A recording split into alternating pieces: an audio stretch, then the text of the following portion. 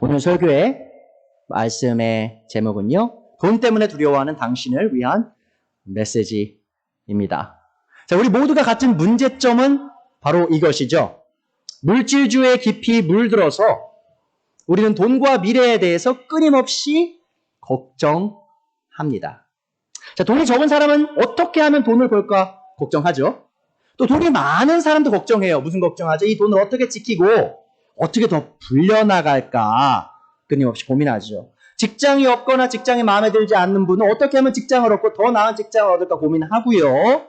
또한 안정적인 수입을 보장하는 직장이 있는 분도 내가 이 직장을 잃지 않을까 매일 두려워하고 살아갈 때가 있습니다. 이 수많은 사람들이 자신이 집을 가졌는지 갖지 않았는지로 자신의 삶의 성공과 실패를 가늠하는 경우도 굉장히 많죠. 자, 많은 젊은이들이 집이 없어서 결혼할 수 없다고 생각하는 것이 대한민국의 현실입니다. 또 많은 부모들은 자식에게 집 장만을 해주지 못함에 있어서 큰 죄책감을 느끼기도 하죠. 자, 돈이 없는 사람은 돈이 없어서 결혼할 수 없고, 또 돈이 많은 사람은 또 나름대로 더 나은 배우자를 찾아야 돼서 홍기를 놓치는 경우도 굉장히 흔한 세상입니다. 자, 한국의 젊은 남녀들에게 왜 결혼하기 힘드냐는 질문을 했을 때 어떤 대답이 1등을 했을까요? 자, 남자는 이렇게 대답했습니다. 내가 돈이 없어서 결혼하지 못합니다 라고 대답했어요. 자, 근데 여성분들이 어떻게 대답했는지 아십니까? 여성분들이 이렇게 대답했어요. 괜찮은 사람이 없어서 결혼하기 힘들다. 자, 무슨 말이죠? 경제적으로 여유 있으면서 외모가 마음에 드는 분이 많이 없다는 의미이기도 하죠. 자, 젊은이의 한 사람으로서요. 저 젊습니다. 다른 젊은 사람들이 아이를 갖지 않는 이유를 들을 때 저는 정말 안타까워요. 자, 모두는 아니지만 대다수의 젊은 사람들이 아이를 낳지 않는 이유를 경제적 불안정으로 꼽습니다. 자, 물론 저는 대한민국이 살기 쉽지 않은 나라라는데 동의합니다. 자, 유치원, 산후조리원부터 시작되는 뜨거운 경쟁. 너무 뜨겁죠. 또 쉽게 오르지 않는 연봉이 있고요. 또 하늘 높은 줄 모르고 치솟는 물가와 또 집값을 생각하면 젊은이들이 왜 그렇게 비관적으로만 생각하는지 이해가 어느 정도는 되고요. 또 측은한 마음이 생기는 것도 사실입니다. 자, 그러나 저는 한국의 이 낮은 출산율이 오직 경제적 문제에서만 기인한다고 생각하진 않습니다. 자, 전 세계를 둘러보시면요. 한국보다 경제적으로 살기 힘든 나라가요. 정말 많아요. 자, 그런데 그 어떤 나라에서도요. 출산율 1 이하를 기록한 나라는 없다라는 겁니다. 자, 2012년 이후 경제적으로 끝없이 추락을 거듭하여 지금 정말 나라가 망한 베네수엘라를 한번 생각해 볼게요. 자, 이 나라가 경제적으로 얼마나 파탄이 났던지 2019년에만 인구 3,000명 중에 15%에 해당하는 500만 명이 자신의 나라를 버리고 떠났어요. 15%의 국민이 나라를 버리고 떠난 나라. 자, 그런데 그 나라의 2019년에 출산율이 몇인지 아십니까? 2.25예요. 그러니까 두 사람이 애를 최소한 2명 이상은 낳는 나라가 베네수엘라라는 겁니다. 2019년에. 한국이 아무리 살기 어렵다고 해도 이 한국의 2021년의 출산율 0.81은요. 이해하기 힘든 측면이 많이 있습니다. 자, 사실 한국의 이 낮은 출산율은 단순히 돈이 모자란 현실에서만 기인한 것이 아닙니다. 자, 한국의 낮은 출산율은 돈을 바라보는 한국인들의 시각에서 기인한 것이기도 한다는 걸 생각해야 돼요. 자, 아래 조사를 보시면, 화면을 보시면 제가 무슨 말하는지 잘 이해하실 수 있을 겁니다. 좀 작아서 잘 보이실지 모르겠는데요. 2021년 미국의 여론조사기관 퓨 리서치 센터는요. 한국을 포함한 17개국 선진국들의 성인 거의 2만 명가량에게요. 이런 질문을 했습니다. 삶을 의미 있게 하는 것은 무엇입니까? 자, 삶에서 가장 중요하고 가치 있는 것은 무엇입니까? 이 조사가 흥미로운 이유는요. 이 대답이요. 정해진 객관식 대답이 아니었고요. 자기 마음대로 다 쓸 수 있는 주관식 문제였다는 거예요. 자, 여러분이 그냥 생각할 때 빈 종이가 있어요. 거기에 가장 소중한 게 뭐라고 적을 거냐라고 물었을 때 그런 많은 2만 명의 사람들이 그 대답을 했다라는 것이죠. 이 조사를 보시면요. 17개의 나라 중 14개 국가의 사람들은 자신의 삶에 가장 의미 있는 것이 가족이라고 대답했습니다. 보이시죠? 맨 왼쪽에 보시면 다 패밀리라고 나오잖아요. 그렇죠. 자, 그런데요. 흥미롭게도 3개의 국가만 가장 가치 있는 것을 가족이 아닌 다른 것을 얘기했어요. 자, 보여드리면 자, 스페인은 건강을 가장 최우선 순위에 뒀어요. 스페인 쪽은. 자, 그리고 스페인이요, 사실은 그 건강 의료 보험이 굉장히 발달해 있습니다. 사람들의 그 정서가 그 건강에 되게 꽂혀 있어요. 자, 그리고 대만은요, 역시 중국에서 나온 나라답게 사회 혹은 국가가 자신의 삶에 가장 중요하다고 대답했죠. 자, 그런데 흥미로운 게 있죠? 한국이 뭐라고 대답했죠? 여러분, 뭐가 보이세요? Material well-being. money입니다, money. 돈. 자, 흥미롭게도 한국만이 유일하게 경제적 풍요를 삶에 가장 의미 있는 것이라 대답했다는 겁니다. 17개국의 선진국 중에 한국만이 유일하게 돈이 제일 최고다라고 대답했다는 것이죠. 저는 이 조사가 한국인들 사이에 만연한 물질 만능주의를 명백히 보여준다라고 생각합니다. 이 돈이 세상에서 가장 중요하다고 생각하는 사람들에게 돈이 모자라죠. 자, 그러니 삶이 얼마나 괴롭고 두렵겠습니까?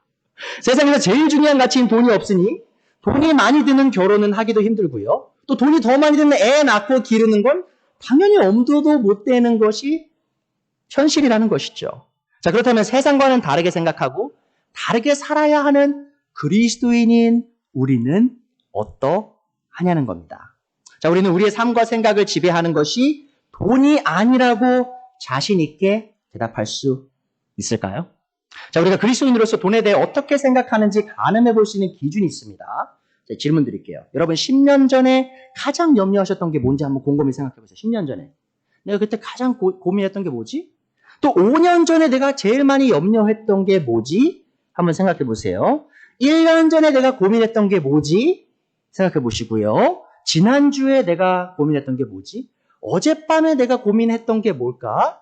또 오늘 아침에 눈을 뜨면서 내가 걱정했던 것이 무엇인가 한번 곰곰이 돌아보실 필요가 있습니다. 만약 여러분의 걱정이요, 내가 어떻게 돈을 더 벌까? 어떻게 하면 좋은 직장을 얻을까? 어떻게 하면 내 사업을 번성하게 할까? 어떻게 하면 내 노후 자금을 최대한 마련할까가 주로 이루어져 있다면요, 안타깝게도 여러분은 신앙이 없는 여느 한국인과 전혀 다르지 않는 삶을 살고 계셨던 겁니다.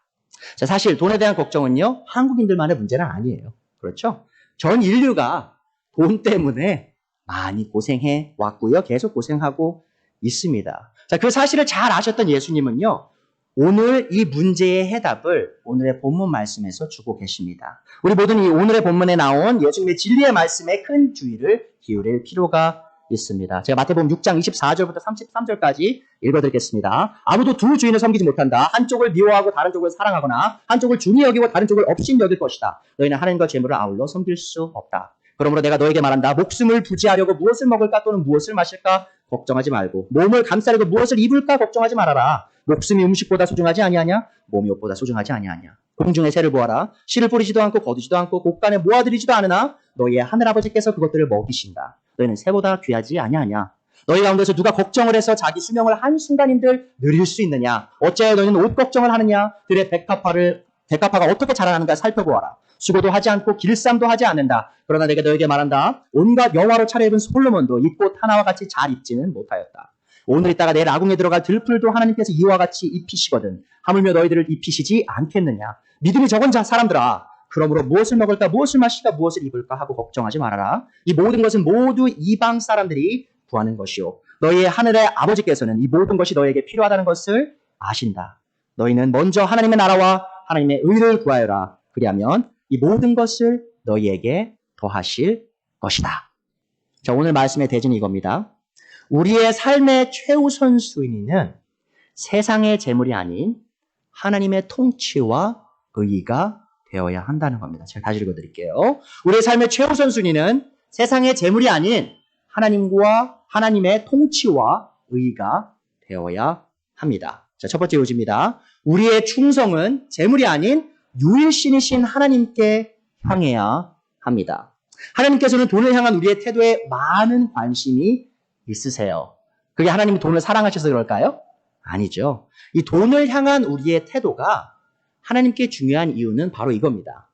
바로 우리가 돈을 어떻게 생각하고 어떤 태도로 다루느냐가요, 바로 우리가 하나님을 어떻게 생각하고 어떻게 하나님께 다가가냐를 보여주기 때문이죠. 예수님께서는 오늘의 본문 바로 전에 이미 물질을 어떻게 사용하는지가 우리의 마음이 어디를 향하고 있는지를 보여주는 가늠자가 된다라고 말씀하셨습니다. 마태복음 6장 19절에서 21절이에요. 너희는 자기를 위하여 보물을 땅에 쌓아두지 말아라. 그러므로 너희는 너희 자신을 위하여 보물을 하늘에 쌓아두어라. 왜 그렇죠? 너희 보물이 있는 곳에 너희 마음도 있기 때문이다. 그러니까 여러분이 돈을 가장 많이 쌓아두는 곳, 가장 많이 사용하시는 그곳에 바로 여러분의 마음이 있다라고 예수님께서 말씀하시죠. 자, 오늘의 본문 24절에서 예수님은 아무도 두 주인을 섬기지 못한다라고 말씀하셨죠. 자, 그러면 생각해 보세요. 이 예수님의 이 말씀은 하나님을 섬기고자 하는 모든 사람이 자신의 하나님과 돈을 향한 자세를 주의 깊게 상고해 봐야 함을 보여줍니다. 자, 이 땅 위에 물질을 향한 사랑과 집착으로부터 자유로운 사람은 있을까요? 단 한 사람도 없습니다. 여러분들 이해하셔야 될 게 뭐냐면요. 저도요. 그런 유혹이 항상 있어요. 사람이기 때문에. 자, 인류의 타락과 함께 모든 인류의 마음은 죄로 물들었죠. 자, 이 죄로 물든 우리의 마음은 태어나면서부터 탐심으로 가득 차 나옵니다. 자, 활활 타오르고 있는 불에 휘발유를 부으면 어떤 일이 일어납니까? 폭발하죠. 그리고 모든 것을 다 삼키죠. 자, 그런 것 같아요. 우리의 탐심으로 가득 찬 마음에 이 재물이라는 것이 들어오면요. 어떤 일이 일어나냐? 우리가 그걸 잘 관수하지 못하면 우리 인생을 그냥 블로우업 하는 거예요. 다 폭발시킬 수 있다라고 성경은 말하고 있습니다. 그래서 예수님께서 말씀하시죠. 6장 24절 다시 말씀드립니다. 아무도 두 주인을 섬기지 못한다. 한쪽을 미워하고 다른 쪽을 사랑하거나 한쪽을 중히 여기고 다른 쪽을 업신 여길 것이다. 너희는 하나님과 재물을 아울러 섬길 수 없다. 예수님의 말씀입니다. 이 재물을 향한 탐심은 우리를 재물에 충성하도록 만든다라고 예수님께서 말씀하시죠. 자, 우리의 충성이 재물을 향할 때 우리는 재물의 노예가 되어 우리의 시간과 힘과 열정을 재물을 위해 쏟게 됩니다. 자, 예수님께서는 우리의 충성의 양이요 제한되어 있음을 너무나 잘 아셨어요. 무슨 말이냐면요, 여러분. 저는 제 아내 한 명으로 족합니다. 제가 만약에 아내가 2명이고 3명이고 4명이 되면 제가 제 아내를 향한 사랑이 점점 더 커지는 게 아니에요. 제가 사랑을 줄 수 있는 사랑 양은 항상 정해져 있는 거라는 거죠. 자, 그런데 우리가 돈을 사랑하고 충성하기 시작할 때 하나님보다 어떻게 된다는 것이죠? 하나님께 향해야 할 사랑과 충성이 돈을 향함으로 우리가 이제 하나님을 더 이상 사랑하지 못하고 충성하지 못하게 된다라고 성경은 말한다는 것이죠. 자, 그래서 골로새서 3장 5절에 바울 사도는 이 탐심이요, 탐욕이 우상 숭배라고 말합니다. 자, 우리가 하나님보다 돈에 충성하기 시작할 때요, 우리는 하나님으로 여기지 아니하고 돈을 우리의 신으로 여기고 살아가게 된다는 것이죠. 이 하나님이 아닌 이방 신들을 섬겼던 이스라엘이 어떤 결말을 맞았죠? 자, 그들의 삶 끝은 파멸이었습니다. 자, 그와 마찬가지로 하나님을 경배하기보다 재물을 경배하는 이들은 자신의 혼의 파멸을 맞이하게 될 것이다라고 디모데전서 6장은 말하죠. 디모데전서 6장 9절 10절입니다. 그러나 부자가 되기를 원하는 사람은 유혹과 올무와 여러 가지 어리석고도 해로운 욕심에 떨어집니다. 여러분 보세요. 부자가 되는 것 자체가 문제가 아니고요. 부자가 되기를 원하는 마음이 문제인 겁니다. 이런 것들은 사람을 파멸과 멸망에 빠뜨립니다. 뭐에 빠뜨린다고요? 파멸과 멸망에 빠뜨려요. 돈을 사랑하는 것이 모든 악의 뿌리입니다. 돈을 쫓다가 믿음에서 떠나 헤매기도 하고 많은 고통을 겪기도 한 사람이 덜어 있습니다. 사실 덜어 있지 않고요. 엄청 많아요. 자, 1세기 교회는요, 사실 이게 조금 덜 큰 문제였을 수 있는데, 대한민국 교회 한번 보세요. 미국 교회 한번 보세요. 교회들이 이 자본주의의 중심에 서서 돈을 하나님보다 더 섬기고 있다라고 저는 생각하는 경우가 굉장히 많아요. 이 수많은 교회와 그리스도인들은 성적인 죄에 대해서는 나름 너무 높은 경각심을 갖고 있습니다. 무슨 말이냐면 그리스도인이 성적인 죄를 덜 짓는다는 게 아니라 어쨌든 성적인 죄가 문제가 된다는 건 안다는 거죠. 또 경각심은 있어요. 허나 안타깝게도요, 돈에 대한 욕심과 물질을 최우선으로 두는 삶은 대수롭지 않게 여기는 것처럼 보여요. 자, 그러나 성경은 돈을 향해 충성하는 사람이 성적으로 문란하게 사는 사람과 전혀 다르지 않은 하나님께 속하지 않은 사람이다라고 말씀합니다. 자, 에베소서 5장 5절 보세요. 여러분은 이것을 확실히 알아두십시오. 음행하는 자나 행실이 더러운 자나 탐욕을 부리는 자는 우상 숭배자여서. 자, 보세요. 하나님께서 어떻게 말씀하시죠? 음욕을 품는 자나 행실이 더러운 자나 돈을 사랑하는 자가 다 똑같은 종류의 사람이라는 거예요. 모두가 우상숭배자와 같고 그리스도와 하나님의 나라를 상속받을 몫이 없는 사람들이라고 말씀하고 있습니다. 여러분 이거 깨어서 지금 들으셔야 돼요. 내가 돈을 사랑하면 하나님보다 내가 돈을 더 사랑하면 그 끝의 결말이 뭐라고요? 하나님의 왕국에 들어가지 못한다라고 지금 바울 사도가 말씀하고 있다는 겁니다. 여러분의 충성이 어디에 있습니까? 물론 그리스도인도 먹고 살아야 하죠. 또 열심히 가족을 먹여 살려야 합니다. 자, 생계를 위해 열심히 일하는 것은 하나님께서 원하시는 일이에요. 그 자체가 문제는 아니죠. 다만 우리가 참된 그리스도인이라면 생계 자체가 우리 삶의 목적이 되어서는 안 된다는 겁니다. 자, 그리스도인은 은퇴 후에 안락한 삶만을 위해 돈을 벌어서는 안 됩니다. 여러분, 은퇴하기 위해 돈 버시면 안 돼요. 그거 하지 말라는 게 아니라요. 그게 목적이 되어서는 안 되는 겁니다. 그러한 삶은 유일하신 하나님께 충성하는 삶이 아니라 돈에 충성하는 삶이죠. 재물은 그리스도인의 삶에서 목적이 되어서는 안 됩니다.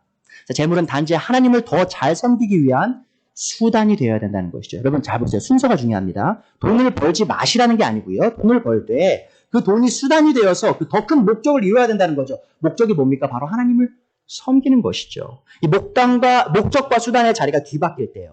우리는 하나님을 섬기는 것이 아니라 재물을 섬기게 된다라고 성경은 말합니다. 자, 우리가 단 한 주인만을 섬길 수 있음을 기억하세요. 여러분의 삶의 주인은 누구시죠? 하나님이십니까? 아니면 재물입니까? 여러분은 충성을 어디에 두고 있습니까? 이 전 우주의 유일신이시며 창조주이신 하나님께 향하고 있습니까? 아니면 잠깐 있다 사라지는 재물에 있습니까? 물론 이 돈은 우리에게 순간의 안락과 기쁨을 줄 수 있어요. 사실 우스갯소리가 있죠? 너가 만약에 너의 돈이 너에게 행복을 주지 않으면 너가 돈이 좀 부족한 게 아닌지 생각해보라. 그런 말이 있어요. 무슨 말이냐면 돈이 충분히 있으면 행복할 거야 라고 사람들이 우스갯소리로 말한다는 것이죠. 하지만 돈이 주는 안락과 기쁨은 하루아침에 사라질 수 있음을 우리는 너무나 잘 알고 있습니다. 우리의 충성은 오늘 있다 내일 사라질 수 있는 돈이 아니라 이 전 우주를 소유하시고 영원한 안락과 영원한 기쁨을 보장하시는 하나님께 향해야 합니다. 자, 하나님께 향해야 할 것은 우리의 충성뿐만이 아니죠. 바로 우리의 신뢰가 돈에 가지 않고요. 바로 하나님께 가야 한다라고 예수님께서 말씀하십니다. 두 번째 요지입니다. 우리의 신뢰는 재물이 아닌 신실하신 하나님께 향해야 합니다. 예수님께서는 오늘의 본문을 통해 돈에 대한 두려움과 걱정이 우리의 신뢰의 문제라고 말씀하세요. 다시 말씀드릴게요. 이 재물에 대한 끊임없는 걱정은요. 단순히 남들보다 더 예민한 내 성격 때문이 아니에요, 여러분. 많은 분들이 착각하세요. 내가 걱정 많은 게 내가 걱정 많은 예민한 사람이니까 그렇지 생각하시는데 성경은 그렇게 얘기하지 않아요. 그것은 바로 믿음 없음, 바로 하나님을 신뢰하지 못하는 죄입니다. 현대사회에 사는 사람들은 특히 우리와 같이 선짓국에 살고 있는 사람들은요. 오늘의 본문을 이해하는데 약간 어려움을 겪을 수가 있어요. 자, 25절에 예수님께서 무엇에 관해 걱정하지 말라고 하시죠? 그러므로 내가 너에게 말한다. 목숨을 부지하려고 무엇을 먹을까 무엇을 마실까 걱정하지 말고 몸을 감싸려고 무엇을 입을까 걱정하지 말아라. 자, 예수님께서 걱정하지 말라는 이 명령에 대해서 우리가 오해하지 말아야 될 게 있어요. 예수님께서 지금 우리에게 먼 미래를 위한 노후자금이나 혹은 우리가 투자한 그 돈에 대해서 염려하지 말라고 말씀하시는 게 아니라는 거예요.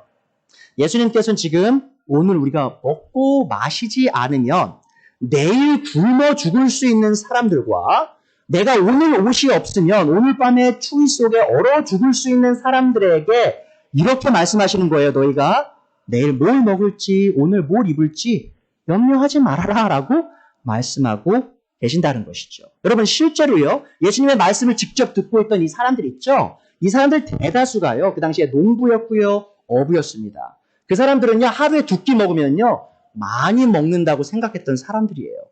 자, 그리고 이 사람들은요. 집에 옷이 겉옷 단 하나만 있던 사람들이 대다수였고요. 겉옷 2개가 있으면 꽤 많이 있는 그런 사회 속에서 살았던 사람들이라는 것이죠. 자, 여러분은 가난한 지역이나 나라에 사는 그런 음식과 물이 모자란 사람들을 조명한 다큐멘터리를 보신 기억들이 있을 거예요. 그런 다큐멘터리를 보실 때 어떤 마음이 드시죠? 정말 치근한 마음이 들죠. 자, 그런데 놀라운 게 뭐냐면요. 지금 예수님께서 그 다큐멘터리에나 나올 법한 그런 가난한 사람들에게 이렇게 말씀하시는 거예요. 너희가 무엇을 먹을까? 무엇을 마실까? 무엇을 입을까? 걱정하지 말아라 라고 말씀하고 있다는 것이죠. 자, 우리는 먹을 것이 없을 때, 마실 것이 없을 때, 또 입을 것이 없을 때 그것들에 대해서 염려하는 것을 너무 당연하게 여겨요. 그렇죠? 자, 그런데 예수님께서 말씀하세요. 그건 당연한 게 아니다 라고 말씀하신다는 것이죠. 자, 우리가 깊이 생각해 봐야 될 문제가 여기 하나 있습니다. 우리가 먹을 것과 마실 것과 입을 것이 없을 때에도 물질에 대해 염려하는 것이 하나님 앞에서 어리석은 모습이라면 먹을 것과 마실 것과 입을 것이 있음에도 미래에 대해 염려하는 우리의 모습이 하나님 앞에서 얼마나 더 어리석은 모습일까요? 여러분, 제가 사역자죠. 저는 돈 많이 솔직히 못 법니다. 먹고 살 만큼 벌어요, 그냥. 그래도 저희 집에 가시면요. 냉장고 열면은 가득 찼어요. 밤에요. 제 아내가 항상 얘기합니다. 자기 전에 제발 드시지 마세요. 자, 그래도 아내가 잠들면 제가 어떻게 할까요? 몰래 가서 먹고 싶은 거 먹죠. 자, 저도 사실 굉장히 먹을 게 많은 사람이에요. 저도 옷이 많은 사람이에요. 자, 그런데 제가 그러함에도 돈에 대해서 걱정을 한다면 하나님께서 말씀하시는 거지. 영희야, 너는 너무 어리석구나 라고 말씀하신다는 겁니다. 자, 그렇다면 우리는 왜 그런 가난 속에서도 우리 생명을 유지시켜줄 이 생활 필수품에 대해 염려하지 말아야 할까요? 첫 번째 이유가 있습니다. 하나님께서 우리의 목숨과 몸을 소중하게 생각하십니다. 자, 이런 걱정을 하지 말아라. 왜 그렇죠? 25절 마지막에 나오죠. 목숨이 음식보다 소중하지 아니하냐? 몸이 옷보다 소중하지 아니하냐? 자, 누가 우리에게 목숨과 몸을 허락하셨나요? 그것은 바로 하나님이시죠. 자, 목숨과 음식 중에 뭐가 더 소중하죠? 당연히 목숨이 더 소중하죠. 자, 몸과 옷 중에 뭐가 더 소중하죠? 바로 몸이 소중하죠. 자, 하나님께서 음식보다 소중한 목숨을 우리에게 주셨고 또 옷보다 소중한 몸을 우리에게 주셨다면 당연히 음식과 옷 또한 허락해 주시지 않겠니? 라고 지금 예수님께서 우리에게 말씀하고 계신 거예요. 자, 그렇다면 하나님께서 우리의 목숨과 몸을 얼마나 소중히 여기십니까? 마태복음 6장 26절에 나오죠. 공중의 새를 봐라. 씨를 뿌리지도 않고 거두지도 않고 곳간에 모아들이지도 않으나 너희의 하늘의 아버지께서 그것들을 먹이신다. 너희는 새보다 귀하지 아니하냐. 여러분, 저 예수님의 그 표정을 알 수는 없지만 예수님이 참 치근히 여기시면서 말씀하셨을 것 같아요. 너희 가운데서 누가 걱정을 해서 자기 수명을 한순간인들 누릴 수 있느냐? 어째 너희는 옷 걱정을 하느냐? 들의 백합화가 어떻게 자라는지 살펴봐라. 수고도 하지 않고 길쌈도 하지 않는다. 그러나 내가 너에게 말한다. 온갖 영화로 차려입은 솔로몬도 이 꽃 하나와 같이 잘 입지는 못하였다. 오늘 있다가 내일 아궁이에 들어갈 들풀도 하나님께서 이와 같이 입히시거든. 하물며 너희들을 얼마나 더 입히시지 않겠니? 라고 예수님께서 말씀하세요. 자, 재물에 대한 개념과 미래에 대한 염려도 없는 새들과 또 꽃들도요. 하나님께서 신실하게 먹이시고 입히십니다. 자, 그렇다면 새보다 더 귀한 자신의 백성인 우리는 얼마나 더 신실하게 먹이시고 입히실까요? 자, 하늘의 새와 들의 꽃도 신실하게 돌보시는 하나님께서 자신의 형상으로 지으신 사람을 얼마나 더 신실하게 돌보시겠습니까? 또 더 나아가서 하나님께서는 자신의 백성을 위해 자신의 아들을 내어주신 분이에요. 자신의 아들의 생명까지 버려가면서 구원하신 자신의 백성을 이 전능하신 하나님 아버지께서 자신의 눈동자처럼 지키신다라고 시편 17편 8절은 말합니다.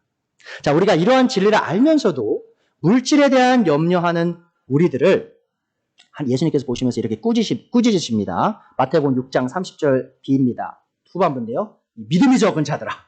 말씀하시죠? 그러므로 무엇을 먹을까, 무엇을 마실까, 무엇을 입을까 걱정하지 말아라. 이 모든 것은 모두 이방 사람들이 구하는 것이요.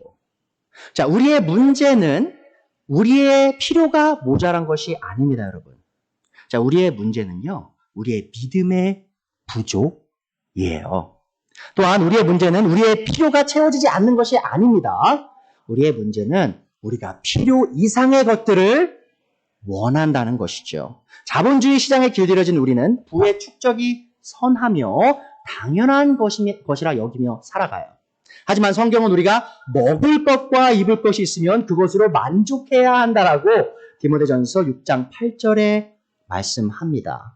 자, 먹을 것과 입을 것이 있으면 그것으로 만족하라는 말이 먹을 것과 입을 것 이상을 절대 이상의 것을 위해 절대 일하지 말라는 의미가 아닌 것은 이해하셔야 되죠. 자, 왜 그렇죠? 잠언 21장 20절에 나옵니다. 지혜 있는 사람의 집에는 값진 보물과 기름이 있지만 미련한 사람은 그것을 모두 탕진하여 버린다. 무슨 말이냐면 저금 자체가 틀린 건 아니라는 거예요. 미래를 위해 저금을 하고 노후를 위해 투자하는 것 자체에는 아무런 문제가 없습니다. 다만 문제가 있죠. 바로 하나님보다 물질을 더 신뢰하여서요. 마치 더 많은 물질을 모아야만 미래가 안전할 수 있다고 생각하는 마음가짐이 바로 믿음 없는 사람의 마음이라는 것이죠. 이러한 마음가짐은 불신자인 이방인들의 마음가짐입니다. 그래서 예수님께서 말씀하셨죠. 이 모든 것은 모두 이방인들이 구하는 것이다. 자, 이 왜 재물에 대해 끊임없이 걱정하는 것이 믿음이 없는 이방인들의 생활 방식이었을까요? 그것은 고대 이방신을 섬겼던 사람들이 무능한 신들을 섬겼기 때문입니다. 여러분 한번 생각해 보세요. 그들의 신들은 누구에 의해 만들어졌죠? 우상들은 사람들의 손에 의해 만들어졌어요. 나무를 깎고 금을 붓고 돌을 깎아서 만든 게 이방신들이지 않습니까? 한번 생각해 보세요. 그런 이방신들이 볼 수 있었나요? 말할 수 있었나요? 움직여서 그들의 필요를 채워줄 수 있었나요? 아니죠. 그래서 이방인들은요, 스스로 먹고 살아야 했었어요. 자, 그게 끝이 아니죠. 어떻게 했습니까? 이방신들은요, 그들의 음식을 축냈어요. 왜 그렇죠? 자신들의 음식을 바쳐야 되잖아요. 자신들의 가축을 죽여서 바쳐야 되잖아요. 심지어는 자신들의 자식도 죽여서 바쳐야 되는 것들이 그들의 이방 신들이었다는 것이죠. 그래서 그들은 자신의 내일을 걱정하는 게 당연한 것들이었어요. 그래서 먹을 것이 없으면 염려하고 마실 것이 없으면 두려워하고 입을 것이 없으면 벌벌벌 떨었던 것이죠. 하지만 우리가 믿는 하나님은 사람의 손에 지어진 신이 아니십니다. 이 하나님은 전 우주를 창조하시고 주관하시는 전능자 하나님이세요. 자, 그런 능력이 있으신 하나님께서 우리의 목숨과 몸을 소중히 여기신다는 것을 믿을 때 어찌 우리가 이 거짓 신들을 섬기는 이방인들과 같이 무엇을 먹을까? 무엇을 마실까? 무엇을 입을까? 염려할 수 있겠냐는 것이죠. 자, 우리가 우리의 필요를 채우는 데 있어서 두려워하지 말아야 할 두 번째 이유가 있습니다. 그것은 바로 우리의 목숨과 몸을 소중히 여기시는 하나님 아버지께서 우리의 모든 필요를 이미 아신다는 겁니다. 자, 보세요. 자, 마태복음 6장 31절에 보세요. 그러므로 무엇을 먹을까? 마실까? 입을까? 걱정하지 말아라. 왜 그렇죠? 너희의 하나님 아버지, 하늘의 아버지께서는 이 모든 것이 너희에게 필요하다는 것을 이미 알고 계신다라고 말씀하시죠. 자, 여러분은 아버지로서, 어머니로서 자식의 필요를 채우기 위해 어떤 삶을 살고 계신가요? 저는 여러분이 정말 열심히 살았다라고 생각해요. 자, 그런데 생각해 보세요. 여러분이 부자는 아니실 거예요. 제가 뭐 집들 한 번씩 다 가봤지만 엄청 부자는 아니신 것 같아요. 자, 그런데 여러분들이 자녀를 먹이고 그리고 입히고 생활하는 데는 어느 정도 충분히 공급하실 재물이 계신다고 저는 생각해 보세요. 생각해요. 자, 그럼 한번 생각해 보세요. 여러분의 자녀가 어느 날 아침에 눈을 뜨면서 이렇게 일어나는 거예요. 엄마, 우리 뭐 먹어요, 오늘? 그리고 학교를 가야 되는데 막 울상이에요. 아빠, 나 오늘 뭐 입어요? 자, 그리고 학교 돌아왔는데 막 울면서 와요. 아들이, 딸이. 막 울어요. 왜 그래? 왜 울어? 그러니까 이렇게 말하는 거예요. 내일 준비물을 사가야 되는데 우리 집에 돈 없는 거 아니에요? 한번 이런다고 생각해 보세요, 여러분. 얼마나 여러분의 마음이 찢어집니까? 아니, 분명히 내가 돈이 있는데 얘가 왜 이러나? 아니, 내가 뭐 삼성 사장 정도는 아니더라도 그 정도는 채워줄 수 있는데 이렇게 생각하실 거 아니에요? 얼마나 서운하시겠어요? 자, 그런데 여러분 생각해 보세요. 우리가 무엇을 먹을까? 무엇을 입을까? 무엇을 마실까? 염려하는 것은요. 우리가 모든 것을 다 가지신 그분의 하나님 아버지를요. 그렇게 어리석게 대하는 모습이라고 예수님께서 말씀한다는 거죠. 자, 일개 인간인 자녀가 나를 그렇게 대할 때 내가 서운한데 모든 것을 창조하신 그분을 그 피조물이 그렇게 대한다면 하나님께서 얼마나 서운하시고 마음이 찢어지실까요? 마태복음 7장 9절부터 11절에서 예수님께서 말씀하십니다. 너희 가운데서 아들이 빵을 달라고 하는데 돌을 줄 사람이 어디 있으며 생선을 달라고 하는데 뱀을 줄 사람이 어디 있겠느냐. 너희가 악체도 너희 자녀에게 좋을 것을 줄 줄 알거든 하물며 하늘에 계신 너희 아버지께서 구하는 사람에게 좋은 것을 주지 아니하시겠느냐.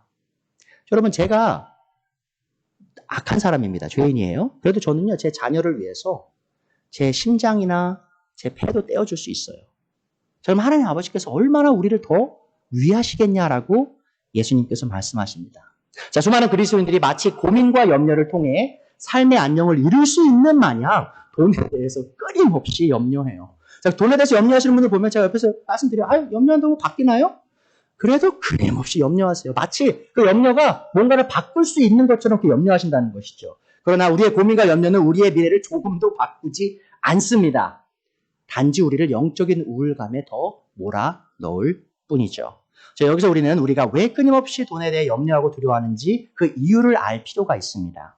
자, 우리가 삶에 대해 끊임없이 염려하는 근본적인 이유는 단순히 우리의 삶이 고달프기 때문만이 아니에요. 자, 진짜 문제는 하나님을 바라보는 우리의 관점에 있습니다. 성경을 읽어보고 교회 역사를 공부해 보세요. 우리보다 훨씬 더 고달픈 상황 속에 있던 수많은 사람들이 당연히 염려하고 고민해야 할 것 같은 상황에서도요, 그렇지 않고 하나님을 신뢰하면서 오히려 미래에 있을 일들을 두려워하지 않은 사건들이 많이 있습니다. 여러분, 성경을 읽어보세요. 교회 역사 책들을 읽어보세요. 우리보다 훨씬 어려운 환경, 지금 한국 우리 어렵다고 하죠, 여러분. 자, 6.25 때보다 어려울까요? 임진왜란보다 어려울까요? 그렇지 않죠? 근데 우리는 마치 우리가 제일 어렵다고 생각해요. 근데 우리보다 더 어려운 상황 속에서도 여전히 내일을 두려워하지 않고 하나님만을 바라며 기쁨 속에, 만족 속에 살았던 사람들이 역사 속에 존재한다는 겁니다. 여러분, 다시 한번 말씀드립니다. 우리의 진짜 문제는 우리의 고달픈 상황이 아니에요. 우리의 문제는 우리가 하나님을 자신의 자녀의 모든 필요를 아시고 그 필요를 채우시는 분임을 믿지 못하는 불신에서 시작된다는 겁니다. 자, 하나님의 사랑을 받는 자녀인 우리가 염려할 것은요, 우리의 내일이 아닙니다. 어떻게 하면 오늘 우리의 필요를 다 아시고요, 채우시는 하늘에 계신 아버지를 섬겨 나갈까가 우리의 염려가 되어야 된다는 거예요, 여러분.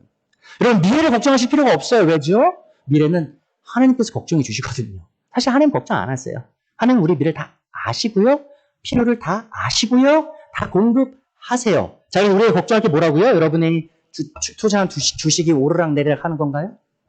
여러분이 지금 저금하는 그 은행이 망할까 안 망할까 염려하는 건가요? 그게 아니고요. 여러분, 우리가 오늘 하나님께 순종하고 있느냐?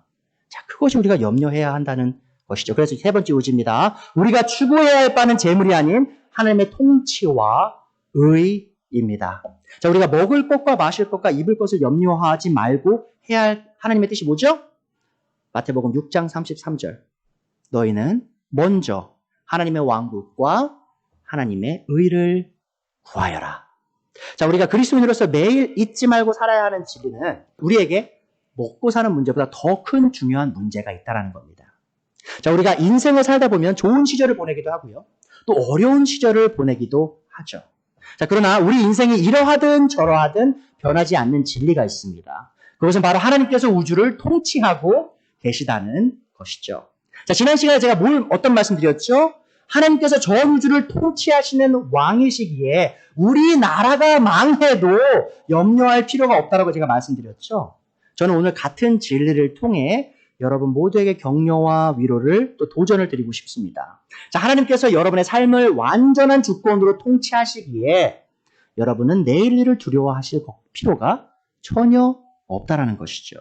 되려 우리가 두려워하고 걱정해야 할 것은 우리가 매일매일 하나님의 통치를 인정하면서 살아가고 있느냐 하는 것이죠.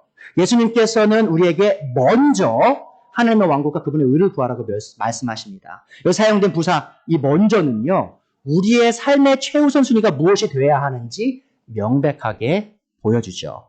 자, 세상 사람들이 먼저 돈과 자신의 안녕과 미래를 위해 매일 분투하며 살아가는 이 시간, 우리는 그러한 시류에 휘말리지 말고 먼저 우리의 삶의 모든 작은 부분까지 하나님의 통치에 내어드리기 위해 분투해야 합니다. 여러분, 하나님의 왕국을 구하는 게 뭐냐면요, 여러분의 삶의 모든 부분을 하나님의 통치 아래 드리는 거예요. 그분의 내 삶의 모든 부분의 주인이시다, 그분을 위한 삶이다라는 것을 인정하는 것이 바로 하나님의 왕국을 구하는 삶입니다. 여러분, 제가 한 예를 들어드릴게요. 저는 한 형제님에 대해서 들었습니다. 이 형제님은요, 사실은 어떤 공장을 세우셨는데, 어떤 공장을 세우셨냐? 바로 폐타이어를 모아다가 가공을 해가지고요. 이 덤프트럭 뒤에 밖에 보면 흙 바지 있잖아요. 그거를 만드는 사업을 시작하셨어요. 근데 이제 사업이 대박이 난 거죠. 그래서 엄청나게 돈을 많이 버신 거예요. 자, 그런데요. 이분이 어떻게 공장을 운영했냐? 월요일 날 그 화로 있죠. 타이어를 이제 녹여서 다시 만들어야 돼. 재지조를 해야 되잖아요. 그래서 월요일 날 화로를 시작해요. 그리고 토요일 날 저녁이 되면 그 화로를 꺼요. 그리고 일요일 날은 그냥 공장을 닫는 거죠. 왜죠? 형배하러 가야 되니까. 자, 그리고 월요일 날 아침에 다시 그 화로를 켜는 겁니다. 자, 그런데 그분과 함께 일하던 그 부하 중에 한 분이 계산을 한 거예요. 이게 사장님, 이 토요일 날 밤에 이걸 끄고 월요일 날 화로를 다시 켜려면 1년에 돈이 수억 원이 들어요. 이 에너지 비용이. 그래서 그냥 24시간, 이제 월요일부터 토요일까지 24시간 돌아갔거든요, 화로가. 그래서 이분이 이런 제안을 한 거예요. 일요일도 돌리자고요. 계속 돌아가면 우리가 수억 원을 1년에 아낄 수 있는데 이거 왜 그렇게 하죠? 라고 물었을 때 이분이 뭐라고 대답했을까요? 이 하나님의 왕국을 먼저 구하시는 분이 어떻게 대답했을까요? 저는 벌 만큼 버는데요. 저는 그냥 일요일 날 쉴게요 해요. 그런 걱정하지 마시고 일요일 날 쉬시고 하나님 섬기세요. 이렇게 말씀했다라는 것이죠. 여러분, 그것이 바로 하나님의 통치를 구하는 삶입니다. 하나님께서 이미 필요를 다 채우시는데 내가 왜 굳이 하나님을 경배해야 할 시간에, 혹은 그분은 공장에 안 갈 수도 있죠, 일요일 날 사장이니까. 근데 누군가는 또 그 화로 앞에서 일을 하고 있어야 되잖아요. 그분은 예배를 드릴 수가 없잖아요. 자, 그런 걸 아셨기 때문에 그런 결정을 내리셨다는 말씀을 제가 들었습니다. 여러분, 제가 지금 번영신앙 말씀드리는 거 아니에요. 일요일 날 쉬시면 사업 번창합니다. 그 말씀 드리는 게 아니라 우리가 그런 삶에서 그런 작은 결정들을 내려야 할 때 우리의 결정의 기준이 뭐냐라는 거죠. 내가 1년에 수억 원을 아낄 수 있는 그 결정을 내릴 것이냐, 아니면 그걸 잃더라도 하나님께 영광이 되는 결정을 내릴 것이냐, 그 고민을 우리가 해야 한다는 겁니다. 자, 그렇다면 여러분, 우리 삶에 하나님의 통치가 구석구석 이루어지게 하기 위하여 우리는 뭘 해야 될까요? 그것은 바로 하나님의 의를 구해서입니다. 그러니까 여러분 생각해 보세요. 이 예수님께서 마태복음 5장 6절에서 이렇게 말씀하셨습니다. 의에 줄이고 목마른 사람은 복이 있다. 그러니까 하나님의 의를 구하는 사람 있죠? 그 사람은 복이 있다는 거예요. 자, 의로운 하나님의 구원을 경험한 사람들은 예수님을 통해 이미 의롭다함을 입었죠. 자, 또한 거룩하신 성령님의 내주하심을 통해 참되게 거룩하며 의로운 삶을 추구할 수 있는 새로운 마음도 받은 겁니다. 그러니까 의를 위해 이렇게 애통해하는 사람들 있죠. 그 사람들 어떻게 그렇게 할 수 있냐면 이미 하나님께서 그들에게 그 의를 추구할 마음을 성령님을 통해 주셨기 때문이죠. 자, 이 부분에서 우리가 주의해야 될 것이 있죠. 자, 우리가 우리 자신의 의를 추구하는 게 아니라는 겁니다. 여러분, 하나님의 의를 추구하는 건요, 내 자신의 의를 추구하는 게 아니에요. 무슨 말이냐면 내가 하나님 앞에 자랑할 의를 추구하는 게 아니고요.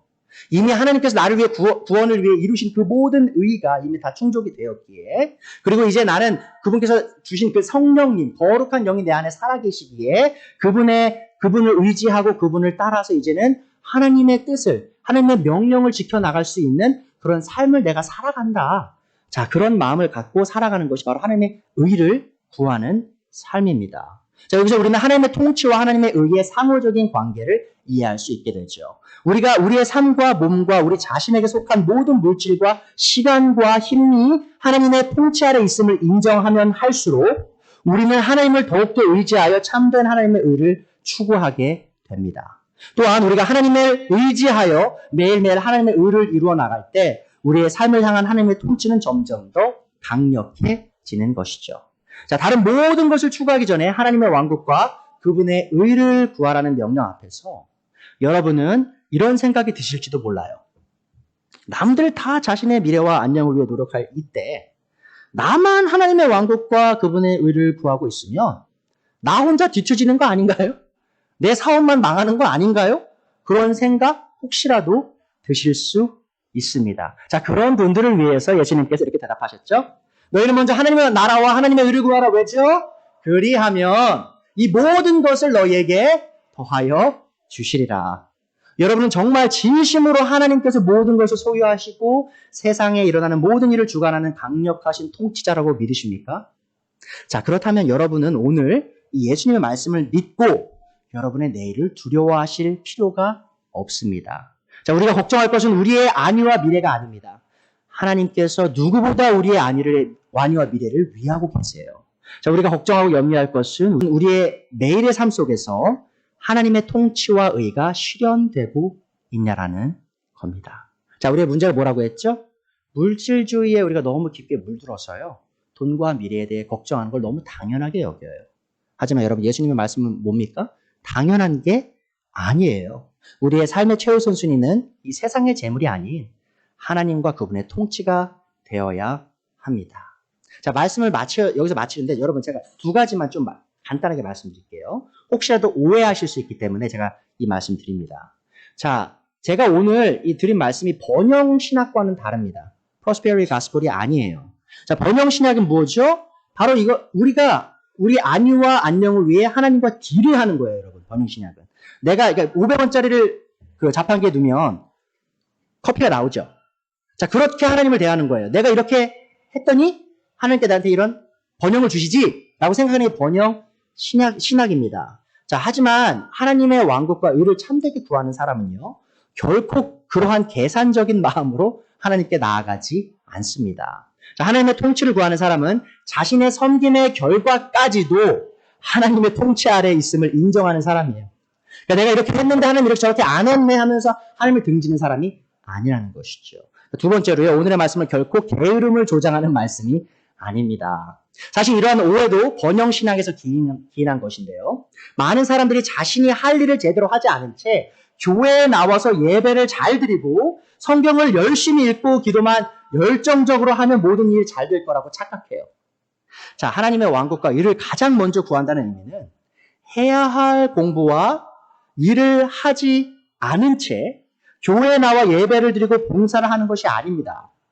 자, 물론 하나님의 왕국과 의를 가장 먼저 구하는 사람은 언제나 하나님을 경배하는 자리에 빠지지 않고요. 언제나 다른 사람을 섬기겠죠. 하지만 그와 동시에 그는 자신의 나머지 시간을 더욱 쪼개서 시간을 낭비하지 않고 하나님의 영광을 위해 자신이 해야 할 일에 최선을 다할 거라는 겁니다. 특히 자녀들이 있습니다. 자녀들.